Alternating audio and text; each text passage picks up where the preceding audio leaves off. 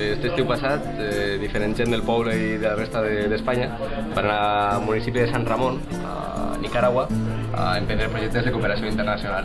Llavors, bàsicament, aquí està exposades les fotos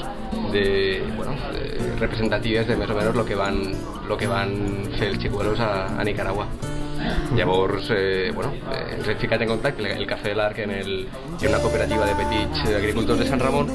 Llavors, el que estem intentant implementar aquí a Benicarló és el cafè que produeix esta gent que veus a les fotografies, que ells mateixa produeixen, que ells mateixa torren i ells mateixa empaqueten, intentar vendre directament al públic aquí a Benicarló. O sigui que esteu servint ara mateix cafè, si algú vol? Sí, cafè de Nicaragua. Estem servint un cafè solidari, un cafè que no...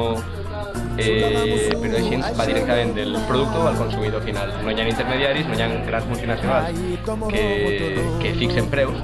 De fet, són els petits propietaris els que fixen un preu i és un preu bastant raonable, un preu que no és de subsistència, sinó un preu que els permet desenvolupar-se. Aquesta gent passa per €1 al dia actualment.